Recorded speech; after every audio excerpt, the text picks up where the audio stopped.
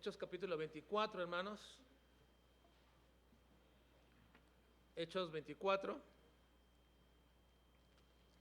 Hemos ido avanzando muy rápido en estos últimos domingos, en los últimos capítulos que tenemos del libro de los Hechos, porque básicamente estos últimos capítulos se concentran en el testimonio que el apóstol Pablo está dando, el testimonio de conversión, el testimonio de la vida nueva que tiene en Cristo, el testimonio que da a su nación, que da al Sanedrín, que da a los sacerdotes, que da a las autoridades romanas, y todo se concentra en este tiempo y en este momento en el proceso que va a llevar al apóstol Pablo hasta Roma.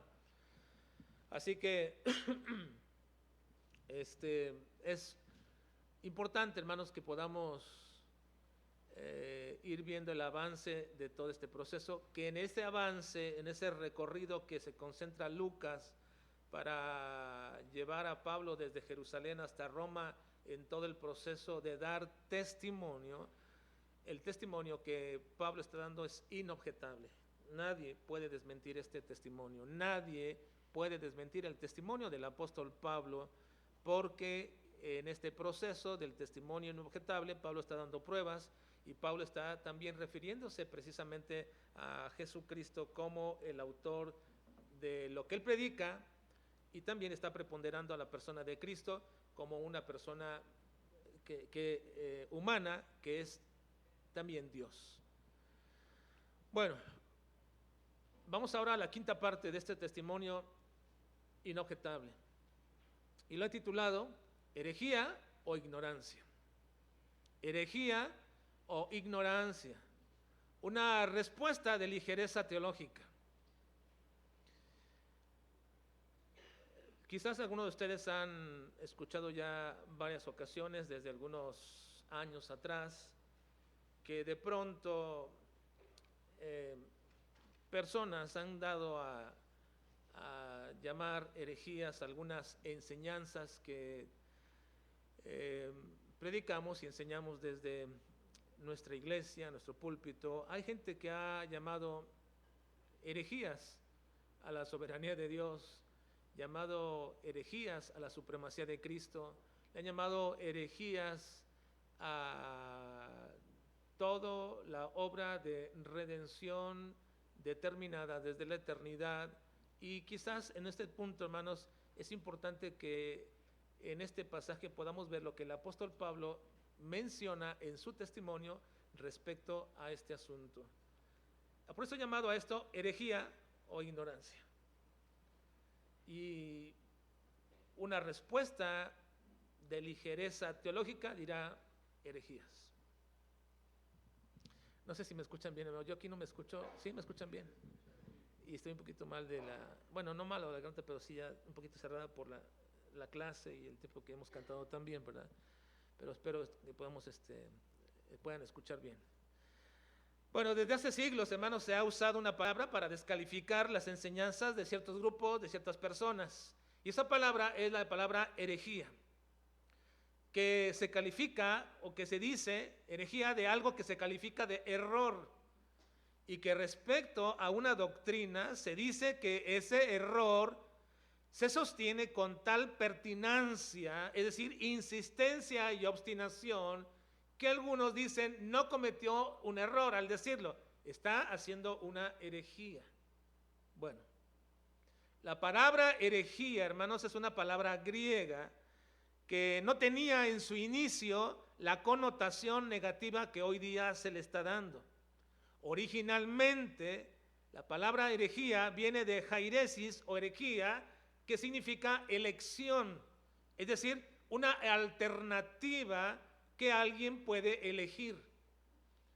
Cuando en tiempos antiguos se usaba la palabra herejía, se refería a esa alternativa que alguien tenía de decir, bueno, puedes creer esto o puedes creer lo otro, y esa palabra se le llamaba, o esa elección se le llamaba herejía. Ahora, con el tiempo, y principalmente en los siglos segundo y tercero, cuando el cristianismo ya se convirtió en la religión más grande del imperio, del mundo, por causa del imperio romano, la palabra herejía tomó una connotación de una opinión o de una enseñanza que estaba en contra de los dogmas ya determinados por la iglesia o el cristianismo. Así que comenzó a tomar esa connotación. Herejía es una contradicción de una enseñanza ya establecida dentro del cristianismo. Así que aquellos que enseñaban opiniones contrarias a lo que la doctrina cristiana ya establecida se manifestaba, se les comenzaba a llamar herejes. Y a los grupos que se les asociaban con esos errores o esas enseñanzas, se le llamaban sectas.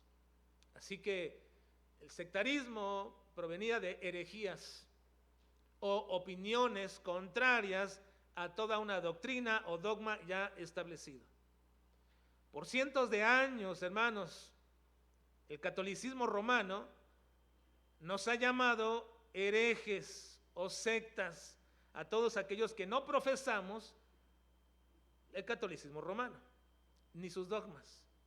Incluso, no solamente nos llamaban, sino comenzaron a perseguir desde el siglo III a todos aquellos que no acudieron al concilio de Nicea, convocado por el emperador Constantino para poder unificar a la iglesia del imperio mediante la doctrina, que ese fue el propósito por el cual llamó Constantino a este primer concilio ecuménico. Bueno, algunos llaman el segundo porque piensan que el primero fue dado en Jerusalén, cualquiera que sea. Desde entonces, aquellos que no acudieron, aquellos grupos, aquellos predicadores, aquellos pastores u obispos que no acudieron a este concilio, se les comenzó también a marcar y a comenzar a perseguir por no haber acudido al llamado de Constantino a este concilio. Sobre todo, lo que se pretendía en aquella ocasión era unificar las doctrinas cristológicas respecto a lo que se refiere a Cristo, porque ya en aquellas épocas se discutía una cierta doctrina de un llamado arriano, los que lo seguían, un llamado arrio que negaba la persona de Cristo como una persona divina y la eternidad de Cristo, por supuesto. Las enseñanzas de Arrio fueron ahí anatemizadas, es decir, se les llamó a esas doctrinas anatemas y fue echado o puesto como hereje este Arrio y quitado obviamente de la lista de todos los obispos de la cristiandad que en ese momento comenzaba ya a establecerse como un cristianismo del Estado. En aquella ocasión acudieron 300 obispos reunidos para determinar qué era lo que la iglesia realmente creía acerca de Cristo. Así que se votó entre todos ellos diciendo que Cristo era verdadero Dios y verdadero hombre. Pero aclaremos algo importante, hermanos. Este concilio no inventó la doctrina de Cristo como verdadero Dios y verdadero hombre. Simplemente reconoció lo que la Escritura dice y luego la sintetizó en una declaración. A partir de este concilio se sucedieron otros concilios más, pero a partir de este concilio se expulsó a todos los que van en contra de esta declaración. Y a partir de ahí, en esta organización de los llamados concilios ecuménicos, se delinearon los dogmas cristológicos, trinitarios, neumatológicos, lo que respecta a esta posición teológica que tiene que ver con Dios y con cada una de sus personas. Son posiciones y son credos o son doctrinas que hasta la fecha la mayoría o casi todas las iglesias evangélicas verdaderas creemos y sostenemos. Pero hay declaraciones en esos concilios y hay declaraciones en esos credos que no estamos de acuerdo.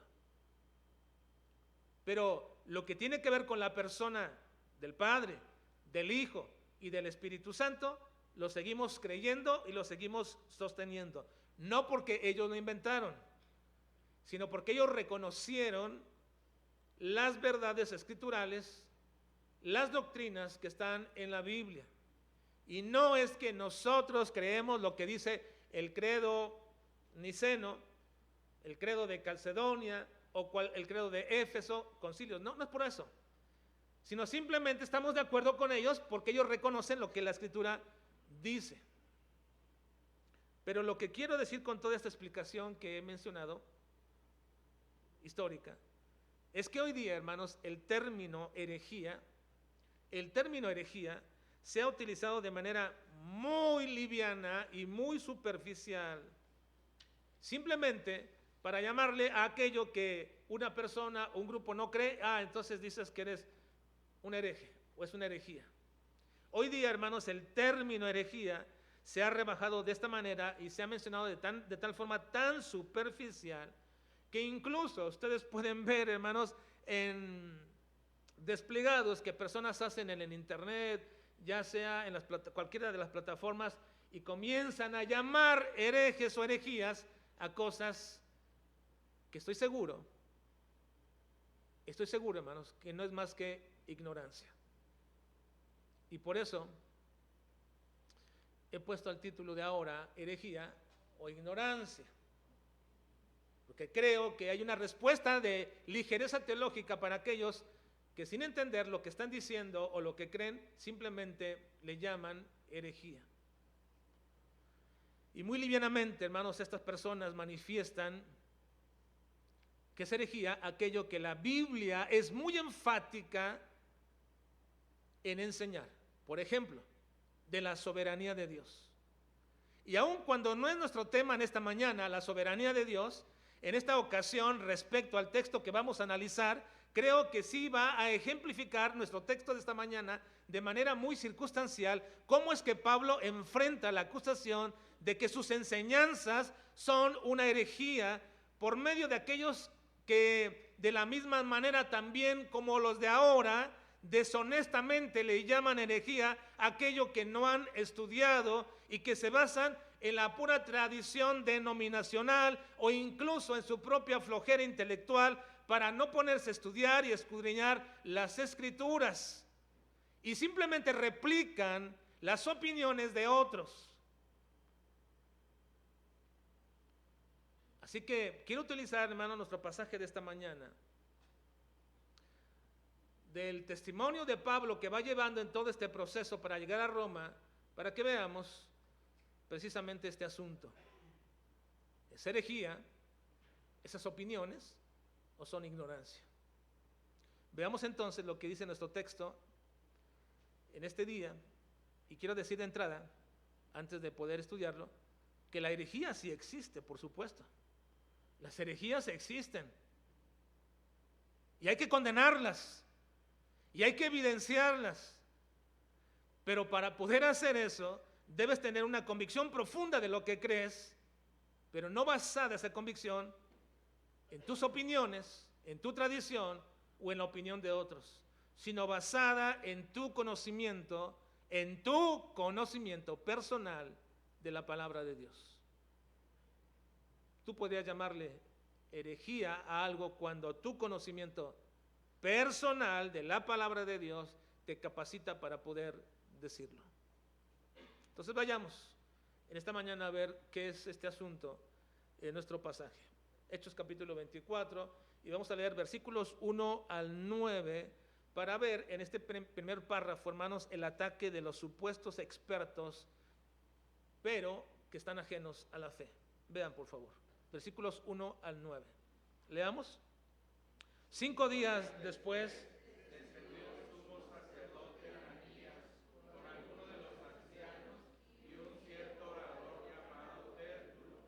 y comparecieron el gobernador contra Pablo, y cuando éste fue llamado, Tértulo comenzó a acusarle, diciendo: como debido a ti gozamos de gran paz, y muchas cosas son bien gobernadas en el pueblo por tu prudencia, oh excelentísimo Félix, lo recibimos en todo tiempo con toda gratitud. Pero por no molestarte más largamente, te ruego que nos oigas brevemente conforme a tu equidad, porque hemos hallado que este hombre es una plaga y promotor de sediciones entre todos los judíos por todo el mundo, y cabecilla de la secta de los nazarenos.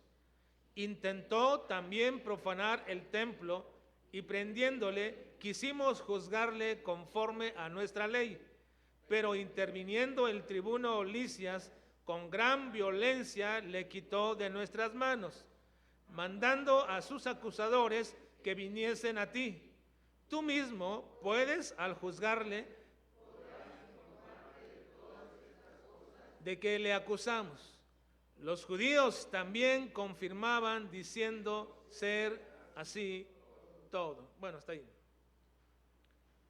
En este primer párrafo, hermanos, encontramos lo que es el ataque de los supuestos expertos, pero que están ajenos a la fe. Recuerden que estamos analizando el hecho de que si podemos tan ligeramente llamarlo a algo herejía, o simplemente podemos decir honestamente es mi ignorancia. Y no está mal decir que somos ignorantes de algo. Ese no es un calificativo despectivo, hermanos. No es peyorativo de ninguna persona. Cuando yo no sé algo acerca de eso, puedo decir soy ignorante de estas cosas. ¿No? Hermanos, por ejemplo, ¿cuántos de ustedes son ignorantes de la música? No tengan miedo. Díganlo, ¿verdad? ¿Cuántos son ignorantes de las leyes? Bien, no tengamos miedo. ¿Cuántos son ignorantes de cocina? No, espero que la semana no levante su mano. Pero miren, no tengamos miedo a esta parte. Yo no estoy refiriéndome de ninguna manera a un aspecto peyorativo, denigrante, decir que somos ignorantes, sino que creo, hermanos, creo que debe haber una honestidad bíblica de decir que cuando yo no conozco un asunto no debería llamarle herejía. Simplemente me debo declarar ignorante de ese asunto y quisiera estudiarlo más y quisiera profundizarme. Y lo que vamos a ver aquí, hermanos, es precisamente el ataque de supuestos expertos contra las doctrinas, contra las enseñanzas, pero que son ajenos a la fe. Acabamos de leer este momento que Pablo, recuerden que la semana pasada nos quedamos en esto, Pablo había sido llevado ante Félix el gobernador, Pablo había sido capturado en Jerusalén por sus oponentes, lo habían llevado, lo querían linchar, vino el gobernador mandando una guardia que lo salvara, lo llevaron, lo comenzó a examinar delante ahora del Sanedrín y no pudiendo, y Pablo usando una artilugio, diríamos un método, separó al Sanedrín manifestando su doctrina, enseñando lo que él creía y separó al Sanedrín y no lo pudieron juzgar, así que lo tuvo que llevar precisamente el gobernador para que fuese examinado más adelante y llamó a los acusadores que vengan y que ahora sí en una asamblea puedan acusarle de manera formal. Bueno, ya estamos aquí ahora, Pablo está aquí y para eso descendió precisamente el sumo sacerdote Ananías, algunos de los ancianos del Sanedrín y un cierto orador llamado Tértulo. Así que aquí vemos la confabulación de tres clases de personas. El sumo sacerdote Ananías, que era el hombre más importante de la religión judía. Él representaba todo el judaísmo del pueblo de Israel. Pero este hombre, que era el hombre más religioso, como algunos que hoy se ostentan así como los hombres más religiosos, en realidad son ajenos a la fe. Porque este hombre era completamente ajeno a la fe verdadera. Él representaba otros intereses, pero no realmente la fe judía. Para empezar, los sacerdotes eran de la tribu de Leví. Todos los sacerdotes eran de la tribu de Leví. Este Ananías no pertenecía a la tribu de Leví. En segundo lugar, el sumo sacerdote debería ser un descendiente directo de la línea de Aarón.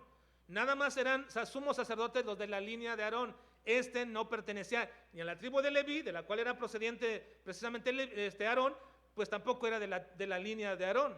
Este sumo sacerdote era y fue impuesto por Herodes, otro que también era un usurpador del reinado. Recuerden que solamente podían ser reyes los de la línea de Judá, tampoco los Herodes eran de la línea de Judá. Pero este usurpador rey puso a otro usurpador del sacerdocio para que controlara el área religiosa del judaísmo. Este sumo sacerdote no era respetado por nadie, nadie lo quería, incluso era aborrecido, porque todos en su época lo conocían como el hombre más despiadado y rapaz, que para poder mantener, hermanos, su control del dinero que entraba a las arcas del templo de Jerusalén, que era enorme, eran enormes ganancias, porque recuerden ustedes, hermanos, que la religión judía se había extendido por todo el mundo. Y cuando en las festividades que ellos tenían, como por ejemplo la festividad de la Pascua, venían miles, incluso millones de personas a la Pascua y entregaban sus ofrendas y compraban y hacían de tal manera que requerían que había un patio completo donde había cambistas, gente que cambiaba de acuerdo a la moneda de tales lugares, y los sacerdotes les cobraban el impuesto a los cambistas y elevaban los precios a los que vendían y obtenían ganancias que eran enormes, grotescas. Esto era lo que representaba este sumo sacerdote. Él nada tenía que ver con la fe. Era un hombre que representaba simplemente los deseos y los intereses políticos y económicos de los que gobernaban en ese momento. Los judíos lo odiaban por su crueldad, por su corrupción, e incluso fue muerto por un grupo de judíos unos años después de todo este acontecimiento. Luego tenemos al segundo grupo, el grupo de ancianos gobernantes del Sanedrín, que también acudieron para acusar a Pablo, como lo hicieron en la primera ocasión, pero esta segunda ocasión ya no fueron obviamente todos, porque estaban divididos. Recuerden que se dividió anteriormente. Bueno, ahora fueron otros acusadores, principalmente los que no eran fariseos, porque los fariseos sí mantenían una posición más ortodoxa de las Escrituras. Pero bueno, acudieron algunos de ellos y fueron también para acusar maliciosamente a Pablo. Estos Sanedrín fueron los mismos que acusaron al Señor Jesucristo para que fuera condenado a muerte. Eran conocedores de la ley, eran expertos en la ley, y uno de sus ministerios más importantes de los ancianos de la ley era mantener el respeto a la ley y enjuiciar a todas las personas bajo los mandatos santos que les fueron dados, y así deberían de ellos de juzgar. Y sin embargo, no lo hacían. Este grupo del Sanedrín no lo hacía porque respondían a intereses más importantes para ellos que salvaguardar la santidad de la ley. No respetaban la ley. Así que vean, estos que vienen a acusar a Pablo es gente experta, preponderante, importante, pero ajeno a la fe. Y ahora tenemos a un tercer personaje muy peculiar, un hombre llamado Tértulo, un profesional de la ley que contrataron para acusar a Pablo. Una especie de abogado que fungiría en esta ocasión como el fiscal acusador contra Pablo. A él lo contrataron. Y respecto a los cargos que le imputaban, este hombre obviamente iba a buscar todas las formas de poder acusarle maliciosamente. Ahora me quiero centrar un poquito, hermanos, en este hombre, del cual no tenemos ningún otro indicio en la Escritura. No tenemos nada dentro de la historia bíblica, quién era este hombre, de dónde venía, qué hacía. No sabemos si era judío, o si era romano, o si era griego. En realidad no sabemos mucho acerca de este hombre llamado Tértulo, pero igual representaba los intereses de aquellos que lo habían contratado para este propósito. Personas que eran totalmente ajenas a la fe que ahora estaban juzgando. Y como vemos en su discurso, este Tértulo era un adulador, porque era la forma de poder ganarse o ganar en aquellos tiempos respeto, y también traer obviamente para ellos una predisposición del juez. Era un adulador, un hombre con oratoria muy alta que intentaba desacreditar tanto a Pablo como también a los cristianos y a la doctrina. El papel de este Tértulo, hermanos, tenía como propósito desacreditar a Pablo como persona, desacreditar a los cristianos y desacreditar también la doctrina. Vamos a ver cómo lo hizo. Versículos 2 al 4, vean por favor, hermanos. 2 al 4. Dice: y cuando éste fue llamado, Tértulo comenzó a acusarle diciendo: como debido a ti gozamos de gran paz, y muchas cosas son bien gobernadas en el pueblo por tu prudencia. Está adulando al gobernador. Dice: oh excelentísimo Félix, lo recibimos en todo tiempo y en todo lugar con toda gratitud. Pero para no molestarte más largamente, te ruego que me oigas brevemente conforme a tu equidad. Toda una adulación completa, ¿verdad?, respecto a este hombre. Ahora, así es la estrategia de este hombre. Y así se sigue hablando de Pablo desde la posición de que Pablo es un hombre peligroso. Lo que quiere presentar de esta manera, de esta forma, es Tértulo de alguna manera para establecer, mediante mentiras presentadas como adulación, algo que no es correcto. Según historiadores, hermanos, los historiadores de aquella época, Félix nunca trajo paz o prosperidad a sus gobernantes. Antes bien, Félix era uno de los más crueles gobernadores romanos dentro del pueblo judío. Había aplacado, sí, muchas rebeliones, pero lo hizo con mucha brutalidad. Tanto que se ganaba el horror, el desprecio por la masacre que hizo de miles de judíos en una ocasión en Cesarea de Filipos. Mató despiadadamente a cientos y a miles de personas por tratar de aplacar una aparente rebelión. Así que no tenía ningún reconocimiento de la población judía para este gobernador. Pero aquí dice todo lo contrario este hombre, ¿verdad? Lo está adulando, lo está mencionando. Ahora, quiero decir esto, hermanos, porque me parece, hermanos, que este es uno de los argumentos, es una de las falacias más ocupadas o argumentos más falaces que se ocupan cuando alguien quiere atacar la doctrina, la enseñanza a un grupo. Comienza con lo que se llama la falacia o el argumento ad hominem. Ad hominem quiere decir ataca al hombre. Comienza con el hombre y si desprestigias al hombre, desprestigias su doctrina. Si desprestigias al hombre, desprestigias sus actos. Bueno, aquí lo que quiere hacer precisamente es lo contrario. Quiere elevar a este hombre que todos saben que nadie lo quiere y lo comienza a elevar para poderse ganar el favor cuando esto acontezca. Ahora, a partir de este momento, este hombre comienza con sus falsas acusaciones. ¿De qué lo está acusando? Vamos a ver, versículo 5. ¿De qué lo acusa? Lean por favor, hermanos. Dice: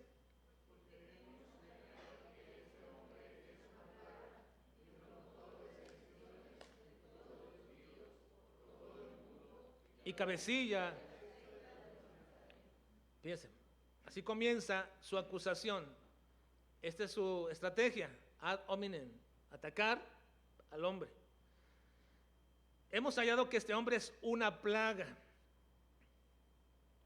promotor de sediciones entre todos los judíos, y es cabecilla de la secta de los nazarenos. Y de ahí se sigue, para mostrar que Pablo es un hombre peligroso. Lo que quiere presentar de esta forma, diciendo que es cabecilla de una secta a la cual este hombre llama despectivamente de los nazarenos. Y le llama así porque Pablo continuamente y constantemente está predicando precisamente ¿de quién? De Jesús Nazareno. Y él dice, bueno, si ese Jesús Nazareno que Pablo predica y lo prepondera tanto, bueno, él es secta de esa cabecilla de los nazarenos. Así que lo acusa de un intento también de profanación del templo. En el versículo 6 intentó profanar el templo y prendiéndole quisimos juzgarle conforme a nuestra ley. Así que ataca a Pablo diciendo de esta manera, de esta forma. ¿Por qué? Porque su primer y más inmediato propósito es descalificar a Pablo y ponerlo como un hombre peligroso, promotor de sediciones, que hace cosas que van en contra tanto de la ley judía, la religión judía, como también de la ley romana. Y así comienza, así termina su primera intervención. Ahora déjenme explicarles un poquito más de esta situación, hermanos. El asunto que aquí se trata de atacar a un hombre y se trata de destruir su reputación, entonces también se hace creer que cuando esto sucede y que el hombre es atacado y su reputación es destruida, sus enseñanzas también serán igualmente peligrosas. Después de lo que ha pasado, hermanos, con este predicador que ya les he mencionado en las ocasiones pasadas, que era muy conocido en las redes sociales. Después de lo que ha pasado, de ahí se ha tomado, obviamente, por todos los detractores del evangelio de los cristianos, se ha tomado precisamente ese mal testimonio para que a través de atacarle todavía más y más acerca de lo que él hizo, desprestigiar y echar por tierra las enseñanzas. Ningún teólogo, ningún predicador descalifica las enseñanzas de este hombre, ninguno, porque son enseñanzas muy centradas en la Escritura. Son enseñanzas y doctrinas bien establecidas. Pero lo que se trata de hacer es descalificar al hombre para descalificar sus enseñanzas. Y es lo que trata de hacer aquí este hombre con el apóstol Pablo. Atacar a él y después su reputación y con ello también sus enseñanzas mostrarlas como igualmente peligrosas. Esta es la utilización, hermanos, de parte de mucha gente cuya fe y apego por el Señor no es real. No es real. Y lo tengo que decir así, hermanos. Su fe y su apego por el Señor cuando descalifican y llaman tan ligeramente herejías, que a mí me da hasta dolor de corazón y la cabeza, hermanos, escuchar que alguien le llame herejías a la soberanía de Dios. Yo tengo que decir, hermanos, que tales hombres y tales mujeres no es, si lo dicen sinceramente y honestamente, su apego no es verdadero al Señor ni a la fe, no lo es. No podrían llamarle así a esto. Hace unos días alguien me enseñó algo que no hubiera querido ver, ¿verdad? Pero ya me hizo doler el corazón. Cierta persona, cierto creyente, diciendo que quienes enseñamos estas cosas somos inclusive somos mensajeros del diablo.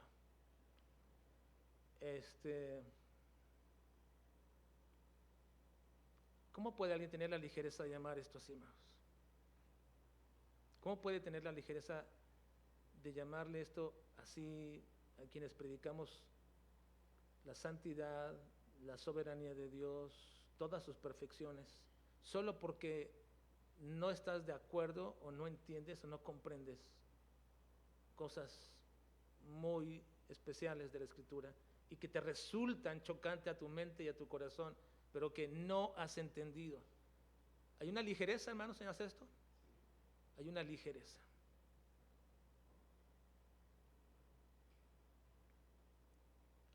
Y duele más cuando es gente que ha estado con nosotros. Y sobre todo les digo, hermanos, por eso es importante que mantengamos una separación. Yo no digo de todas las personas que no están en la iglesia, pero sí de aquellos que abiertamente descalifican las enseñanzas bíblicas, las doctrinas establecidas en la palabra de Dios. Tengamos mucho cuidado, hermanos, con esta parte. Tengo que decir que la fe y el apego al Señor no es real. O dándoles el beneficio de la duda, lo dicen por ignorancia. Y quisiera quedarme en esta parte, que lo dicen por ignorancia. Muchas veces, hermanos, esas descalificaciones de gente así, no solo aquí en nuestro ámbito local, sino en muchos lados, en muchas partes, lo único que buscan es un bien. No están buscando un bien personal, no están buscando un bien para la fe cristiana. Hay un despropósito en hacerlo. No sé cuál es su despropósito, no he logrado entrar a la mente, al corazón, de decir, bueno, estamos tan lejanos de ustedes, no sabemos por qué tienes que estar mencionando, cuál es el bien que le haces al cristianismo, a la iglesia, cuál es el bien que le haces a otros cristianos, el manifestar una ignorancia y calificarla de herejía. Muchas veces su propósito es oculto y son intenciones totalmente fuera de lo espiritual. Eso es a lo que Pablo se refiere en su carta a los Romanos cuando dice en Romanos capítulo 16, versículo 18, porque tales personas no sirven a nuestro Señor Jesucristo, sino a sus propios vientres, y con suaves palabras y lisonjas engañan los corazones de los ingenuos. Suaves palabras y lisonjas. Y te quiero decir una cosa, hermanos, que tú puedes calificar en cualquier parte a un hombre que predica la sana doctrina cuando confronta a las personas con la predicación, con la enseñanza, cuando le hace ver al hombre, a su congregación y a su gente como gente que somos pecadores y que lo único que somos receptores de la gracia de Dios, y que lo único que podemos quizás tener cierta gloria, es decir, que Dios nos prodigó su misericordia y su gracia sin merecerla. Es lo único que podríamos decir.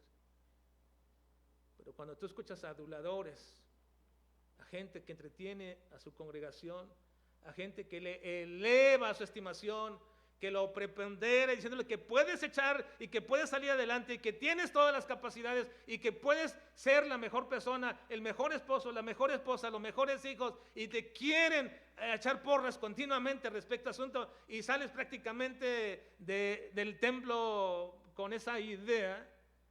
Y te estaba pensando en una idea como antiguamente, no sé si se acuerdan, ¿no? Ustedes mucho antiguos, los que son ya viejos, cuando uno salía, en aquellos tiempos la gente salía de los cines, uno sabía que habían salido de un cine, que habían visto una película del Santo o de Blue Demon, porque salían luchando y gritando y cosas como estas. ¿Se acuerdan ustedes? Bueno, Rubén, ¿qué tipo? ¿Se acuerdan? O Bruce Lee, habían aventando patadas por todos lados, ¿verdad? Porque habían salido bien animados por lo que estaban observando. Así me parece hoy día, hermanos, en muchas iglesias que salen con esas porras, diciendo, yo así lo voy a poder y voy a hacerlo, porque de eso fueron imbuidos. Hermanos, ahí podemos comenzar a observar y ver cuáles son los intereses de muchas personas. Y la manera de descubrirlos es examinando esos intereses. Dice Judas 1:16, y a los ángeles que no guardaron su dignidad, sino que abandonaron su propia, es 16, ¿verdad? 1:16.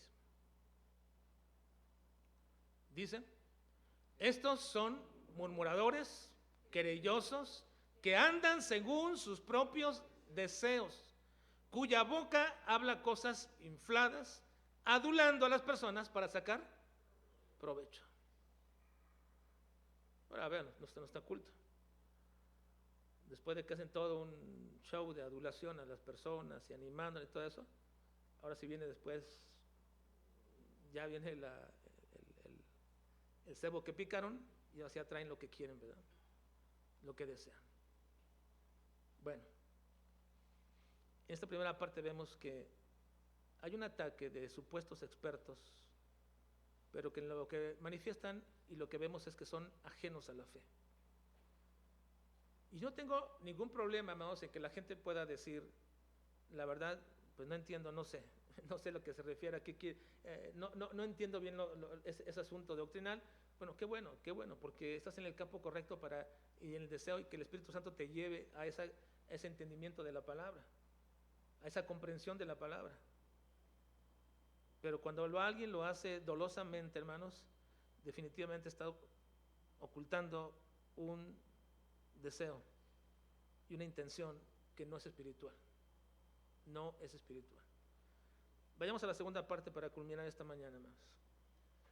La segunda parte del relato, ahora que vemos aquí en adelante, es cómo Pablo se defiende, y lo que Pablo defiende, y aquí le vamos a llamar en esta segunda parte del relato herejía o ignorancia. Es lo que Pablo va a tratar de exponer. ¿Es una herejía o una ignorancia? Vayan por favor, hermanos, al versículo 10. Estamos en el versículo 10. ¿Están ahí? Sí. Leamos, dice, habiéndoles hecho señal el gobernador a Pablo para que hablase, este respondió, porque sé que desde hace muchos años eres juez de esta nación, con buen ánimo. Ahora, ustedes dirán, ¿Pablo está adulando aquí a este hombre? No, está diciendo, Está diciendo, yo sé que eres alguien que conoce todo el asunto que voy a hablar en este momento. Eres un juez desde hace años aquí, no eres alguien nuevo, no eres alguien de este año, del año pasado, no. Eres juez de hace muchos años, bueno o malo, no dice, pero conoces todo el asunto. Todo el asunto que voy a decir ahora, tú lo conoces.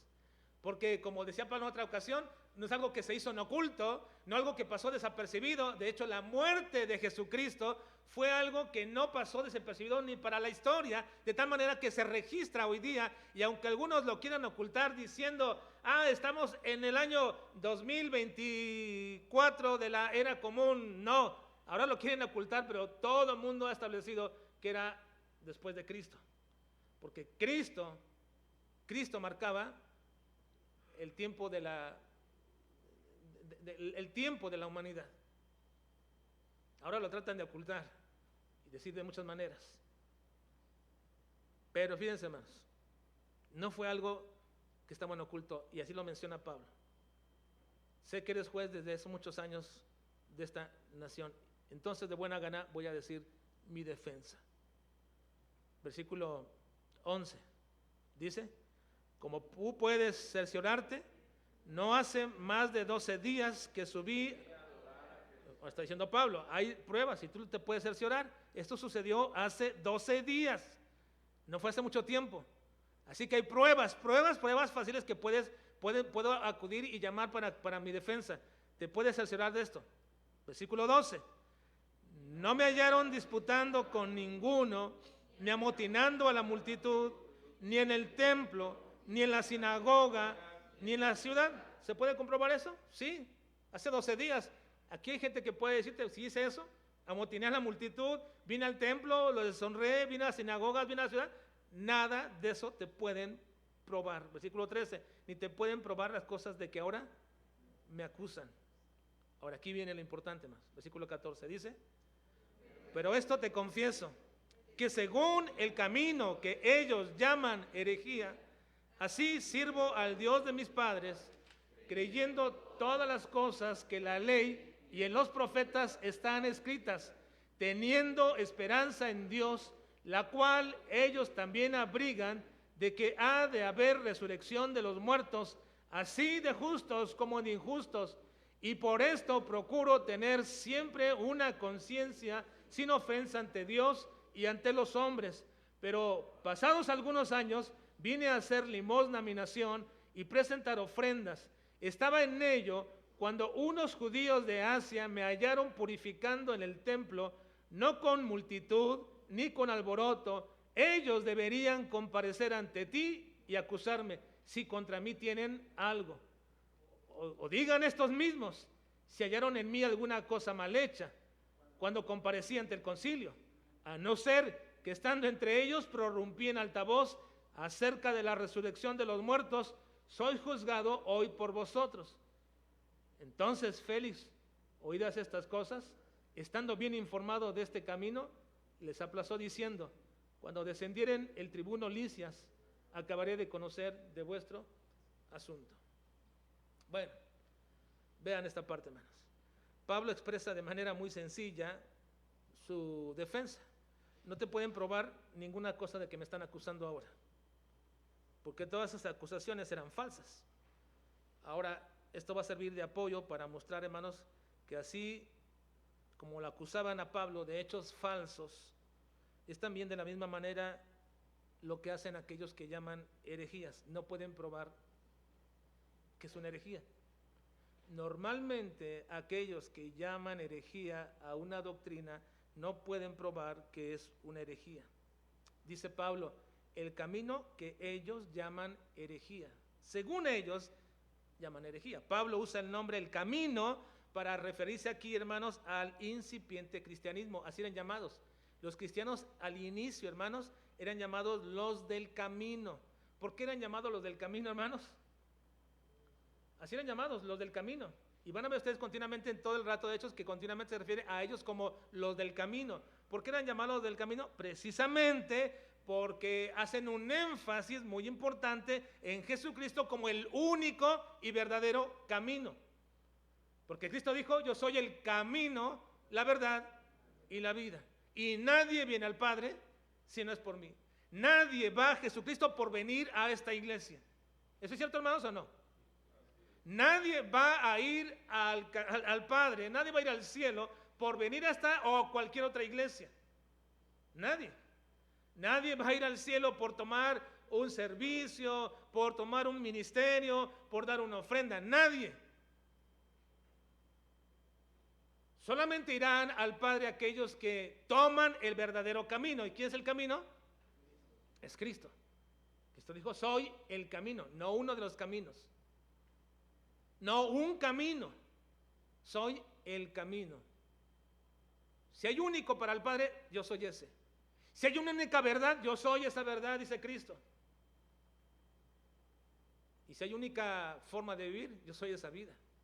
Cristo adujo tres cosas: camino, la verdad y la vida, para expresar que Él es el único que puede darnos salvación, vida eterna y el perdón de nuestros pecados. Aquí se trata precisamente de cuál es tu percepción de Cristo. Y eso es muy importante para poder llegar al Padre. Así que Pablo dice, según el camino que ellos llaman herejía. Y Pablo usa este nombre del camino para referirse al incipiente cristianismo que estaba en emergencia y cundiendo por todo el imperio. Y lo hace también para poder contrastar lo que dijo este Tértulo, su acusador. Él llamó la secta de los nazarenos de manera despectiva, y él dice el camino. Esta no es una secta, este es el camino, el único camino. No somos una secta, hermanos. No somos una secta. Tampoco somos el camino. Somos los que seguimos ese camino. Y en la medida que nos desviemos de ese camino, que es factible y que es posible, seremos una secta. Así que es importantísimo que como creyentes siempre estemos, hermanos, estudiando la palabra del Señor, repasando las doctrinas continuamente, constantemente, para no desviarnos de ese camino. Y ahora Pablo expone la ignorancia de estos perseguidores y acusadores del cristianismo cuando dice, según ellos le llaman herejía. Le llaman herejía. Para exponer esta ignorancia, Pablo utiliza una frase muy alusiva. Dice que según ellos le llaman herejía a este camino. Así que dice que lo que ellos llaman herejía no es más que una manifestación de su juicio personal, una percepción particular según ellos. No están analizando las escrituras, según ellos le llaman herejías. Es simplemente una percepción particular, privada y prejuiciada de su fe, o de lo que supuestamente creen, o de supuestamente lo que piensan que las escrituras enseñan. Así que es lo mismo que hace cualquier acusador actual, hermanos, de las doctrinas que preponderan a nuestro Señor y que lo tratan de rebajar a la igualdad nuestra para no transgredir la voluntad y no frustrar y no traerle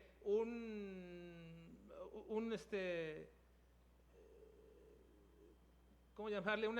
Un trauma a los cristianos diciéndoles, Dios es soberano y tú nada puedes hacer contra esa soberanía.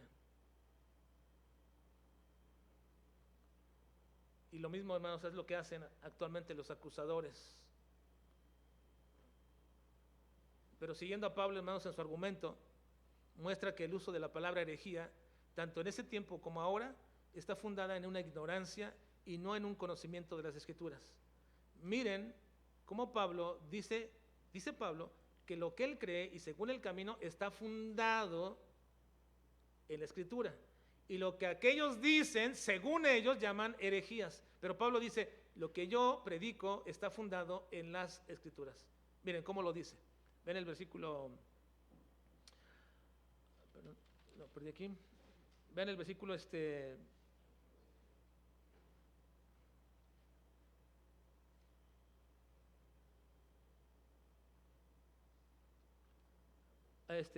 bueno, 14. Ah, sí, perdón, 14, ya lo he perdido aquí en otra parte. Versículo 15. Perdón, 14, dice 14. Pero esto te confieso, que según el camino que ellos llaman herejía, así sirvo al Dios de mis padres. ¿Qué dice?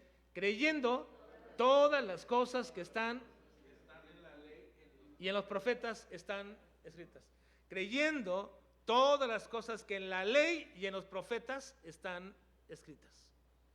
Con esta declaración el apóstol Pablo hace manifiesto, hermanos, que sus acusadores eran los verdaderos herejes, ya que Pablo dice que ellos rechazaban las profecías y continuamente lo hicieron, las profecías que apuntaban a Jesús como el verdadero Mesías. Dice, yo creo lo que la ley dice y los profetas dijeron, y ustedes niegan lo que la ley dice y los profetas dicen, porque toda la escritura hablaba de Cristo.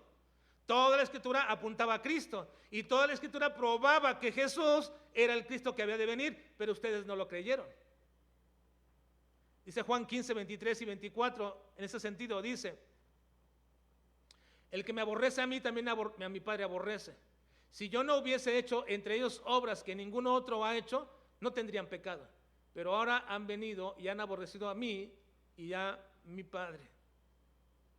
Todos los evangelios manifiestan la acusación continua que Jesús le hace a los hombres doctos de su época, a los fariseos, a los sacerdotes, a los escribas. Una y otra vez le dice, esto es lo que dice la Escritura, esto es lo que dice la Escritura acerca de mí. Y ellos lo negaban, lo rechazaban. ¿Por qué, hermanos?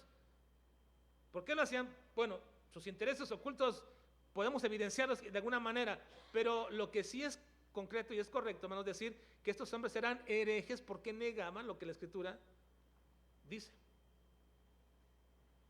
Además, también Pablo aceptó que toda la Escritura era de origen divino y por eso la creía. Él creía toda la Escritura, a diferencia de los saduceos, que también estaban allí y que negaban gran parte de las Escrituras. Los saduceos, miembros del Sanedrín, negaban las Escrituras, mayor parte de las Escrituras. Lo único que ellos creían era lo que llamamos el Pentateuco.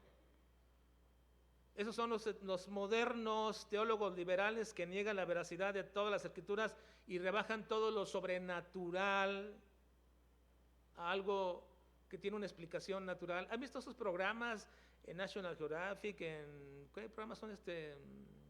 Son varios, ¿verdad?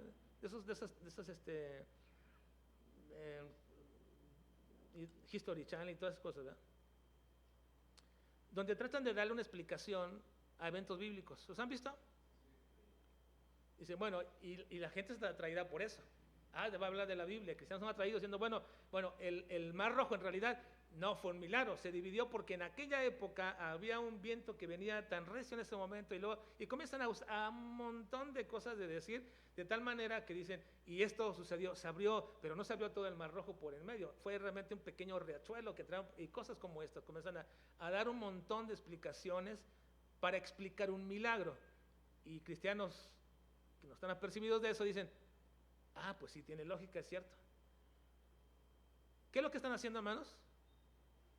Le están robando el aspecto sobrenatural a lo que la Escritura dice que es un milagro.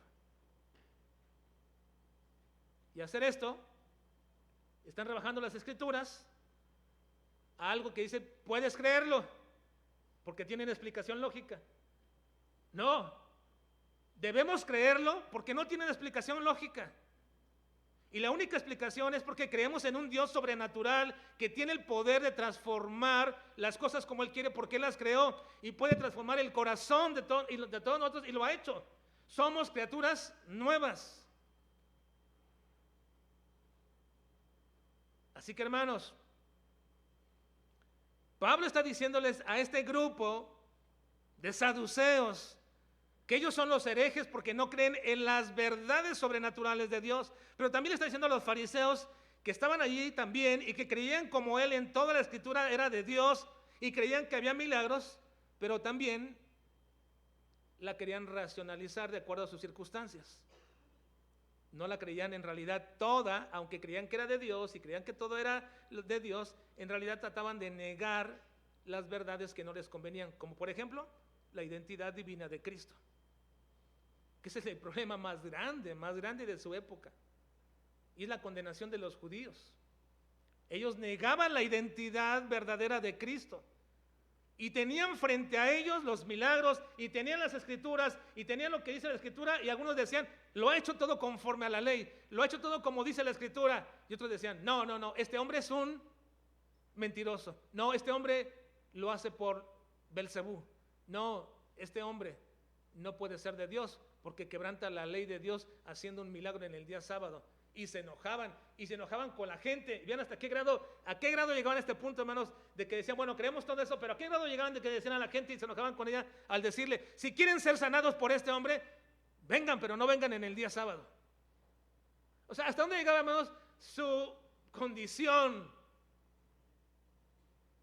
tan obtusa y cerrada para entender lo que la escritura dice? Porque viendo que ahí estaba el Cristo verdadero, se enojaban porque hacía sus milagros en el día sábado, y por eso lo rechazaban. ¿Quieres ser sanado? Ven otro día, el sábado no, porque quebrantas la ley. ¿Qué más da? Y Cristo dijo, ¿y ustedes quiénes son? ¿No saben que yo soy Señor del sábado? Yo puedo hacer el sábado, en el sábado puedo hacer lo que yo quiera, porque el sábado no fue dado por causa, no, el hombre no fue dado por causa del sábado, sino el sábado por causa del hombre. Y yo puedo hacer el sábado lo que yo quiera, porque yo soy Señor del sábado. Tengo dominio sobre eso. Bueno, esos son los fariseos de ese tiempo, que estaban ahí y que de alguna manera sí decían, sí creemos todo esto, pero lo que les convenía y lo que no acordaba con ellos en su racionamiento, en su posición, en su liturgia, en su todo su legado, en todo lo que su forma de pensar y de ver las cosas no acomodaba, lo rechazaban. Su tradición, lo que su tradición no acomodaba, lo rechazaban. El día de hoy tenemos precisamente gente así, a predicadores que en un énfasis de mantenerse supuestamente dentro del área ortodoxa, tienden a eliminar o pasar por alto doctrinas muy abundantes como la supremacía de Cristo, diciéndole a las personas, cree en Cristo nada más como Salvador. Cuando ya avanzas en el camino, será tu Señor. Haciendo una división de algo, de una doctrina tan básica y enseñada en la Escritura. Quieren eliminar o pasar por alto doctrinas como la soberanía de Dios, niegan las facultades absolutas de Dios y tratan de acoplarlas a una perspectiva muy humanista para quitar esa tensión inexplicable de toda la humanidad al dar o decir de pronto ese punto donde esa tensión surge cuando hablamos de la voluntad y de la gracia soberana de Dios. ¿Y qué es lo que hacen, hermanos, con todo esto? Tratan de pintar a Cristo. Sí, hombres predicadores de púlpitos quizás reconocidos, tratan de pintar a Cristo con una visión totalmente contraria a lo que la Escritura dice, pero muy aceptable para muchas personas y para muchos supuestos creyentes. Lo tratan de pintar como el gran altruista de toda la humanidad al darle la salvación universal a todos los hombres. Lo tratan de pintar precisamente como un hombre que puede darle a toda la gente la salvación, aun cuando no lo reconozcan como el Dios verdadero. Al mostrar a Cristo solamente como el Salvador y no como el Señor de sus vidas, al cual te deberías de someter en tu vida y someter todas tus decisiones y tus deseos. Y tratan de invitar a un Cristo que está ahí expectante a ver qué decides, porque tú tienes la facultad para poder rechazarlo si lo quieres o si te conviene recibirlo. Cosas como estas que están en boga hoy día. Eso es lo que la Escritura nos representa de Cristo. No, hermanos, esta es una visión de Cristo muy generalizada en el evangelicalismo de hoy día, pero no es la visión de Cristo de las Escrituras. No lo es. Y aquellas enseñanzas perniciosas de los primeros siglos que negaban la doctrina de la humanidad de Cristo, de la deidad de Cristo, de su voluntad, de su conformación como hombre o como Dios. Esas herejías del primer siglo son tan perniciosas como las enseñanzas de actualmente, de este día, que tratan de mostrarnos un Cristo distorsionado de las Escrituras. Es la clase de evangelio que hoy día está distorsionando la visión de Cristo y que causa muchísimo daño a la vida de creyentes que piensan que pueden vivir toda la semana una vida ajena a Dios y venir el domingo a darse un golpe de pecho y hacer una oración y levantar su mano y confesar algo y decir ya estoy limpio para la próxima semana, y así seguirán pensando que pueden vivir de esta manera. ¿Por qué? Porque se ha sido enseñado un evangelio diferente y Judas los expuso. Miren, Judas capítulo 1 versículo 4 dice: porque algunos hombres han entrado encubiertamente, los que desde antes habían sido destinados para esta condenación, hombres impíos que convierten en libertinaje la gracia de nuestro Dios y niegan a Dios, ¿el qué, hermanos? El único soberano, y a nuestro Señor Jesucristo. No hay tal soberanía del hombre ni soberanía de Dios, no lo hay. Es el único soberano, es Dios. Bueno, quiero concluir diciendo a los hermanos lo siguiente. Pablo dice: también tengo la esperanza en Dios, y estos también la abrigan. Dice el versículo 15: ellos también abrigan esta esperanza. Tengo esperanza en Dios y ellos también abrigan. Estos que le llaman herejía a esto, también abrigan la misma esperanza. ¿Cuál es la esperanza? La resurrección de los muertos. Ahora, aquí me llama la atención, hermanos, la ligereza con la que hoy muchos llaman herejía algunas doctrinas abundantes de la Escritura, pero que no pasan la prueba del cuestionamiento personal. Es decir, si yo le pregunto a una persona que dice que lo que predicamos es herejía, y lo he hecho varias veces, y le digo, dime en dónde está la herejía, nunca lo han podido decir. No pasan la prueba del cuestionamiento personal. Y así prueban que lo que ellos llaman herejía no es más que ignorancia sobre estos asuntos. Y Pablo dice que muchos de estos judíos que lo acusaban de una doctrina que ellos también creían. Ustedes también creen esto. Yo tengo esa esperanza, ustedes también la tienen. Pero el problema es que ustedes no la han profundizado. Y el problema más grande es que ustedes no la han conectado, esta esperanza, con la persona de Cristo. Ese es su problema. Ustedes creen en la esperanza que yo tengo también, pero ustedes no han logrado conectar esta esperanza con la persona de Cristo. De hecho, tengo que decir, hermanos, de entrada, que toda doctrina que no conecta de alguna forma directa o indirecta con Cristo en su persona divino-humana y con su obra expiatoria, en su gracia soberana y en su señorío ineludible, es una doctrina que es entendida muy superficialmente y no crea convicciones profundas en la vida de creyentes. Esa es la razón del por qué existen frustración, dolor, tristeza y decepción en la vida de muchos creyentes en tiempos determinados en su vida. Es porque la doctrina para ellos no les afecta. Su vida práctica no es afectada por la doctrina y no pasa más que ser un puro conocimiento sin utilidad y superficial. Pero no olviden, hermanos, que la Biblia es doctrina, porque es enseñanza. La Biblia es enseñanza verdadera para nuestras vidas. Y como dice Hebreos capítulo 4 versículo 12, la palabra de Dios es viva y es eficaz y más cortante que toda espada de dos filos, y penetra hasta partir el alma y el espíritu, las coyunturas y los tuétanos, y discierne los pensamientos y las intenciones del corazón. Y Pablo le dice a Timoteo que la escritura es útil para enseñar, para redarguir, para corregir y para instruir en justicia, a fin de que el hombre de Dios sea perfecto, enteramente preparado para toda buena obra. Es útil para la vida, hermanos. La Biblia es útil para la vida. No es una enseñanza que queda en nuestra mente y que es inútil durante todo el año y nada más nos sirve para decir o venir aquí y tener un propósito de entender lo que se está diciendo. No, la vida es útil todos los días porque nos enseña cómo vivir para Dios. No te da el éxito en tu vida matrimonial, ni te da el éxito en tu vida familiar, ni te quiere enseñar el éxito en los negocios, no. Si los tienes, será voluntad del Señor. Si sigues los principios de Dios, y si los sigues, qué bueno, y Dios dirá si sí o no. Pero lo que la Biblia te enseña, hermanos, es a vivir para Dios todos los días. ¿Cómo? En tu matrimonio, en tu familia, en tu trabajo, con tus vecinos, en tus relaciones comerciales, en tus compras, en todo lo que te desarrolles en el día.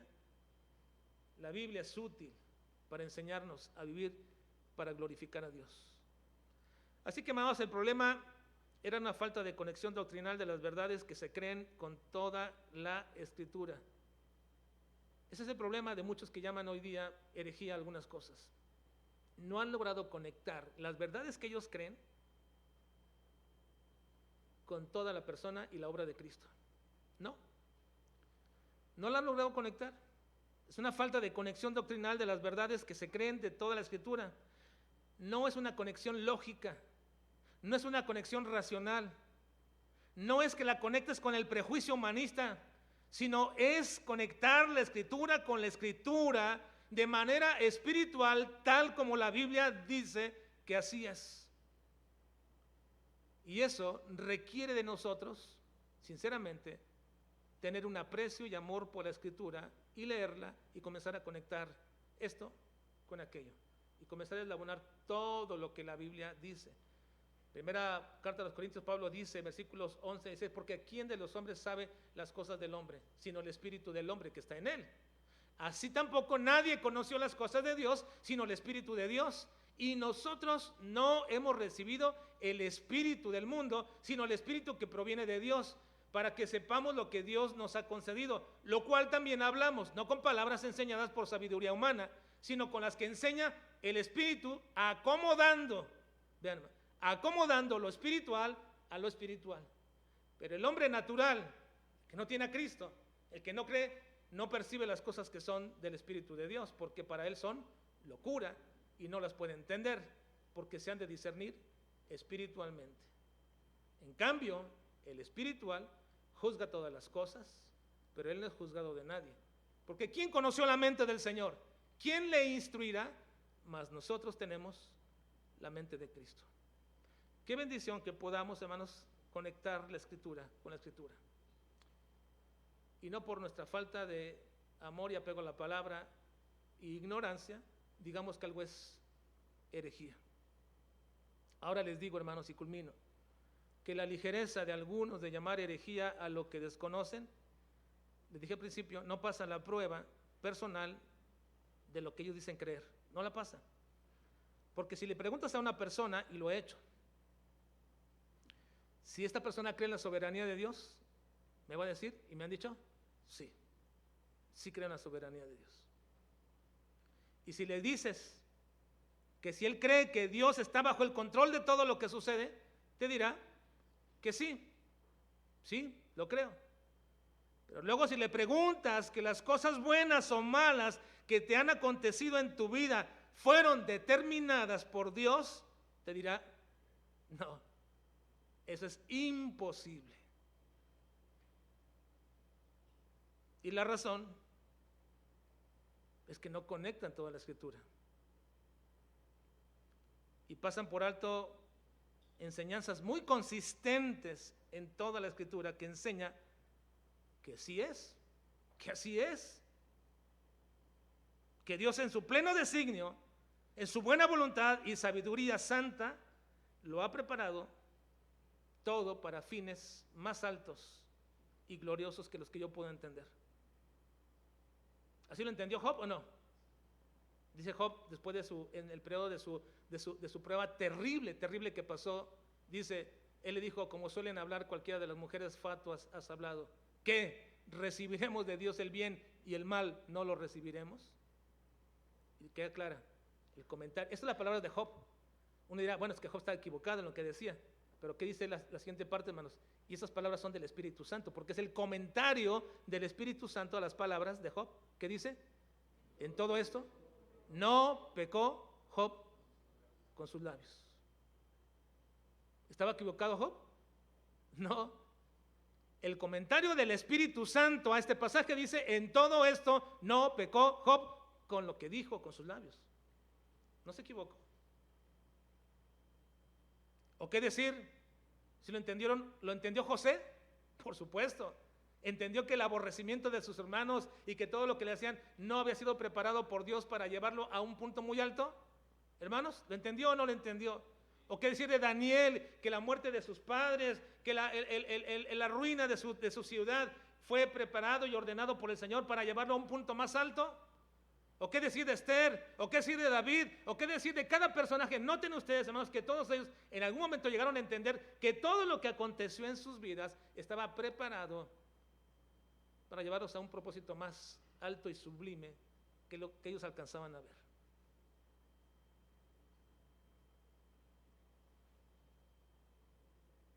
Y así es, hermanos.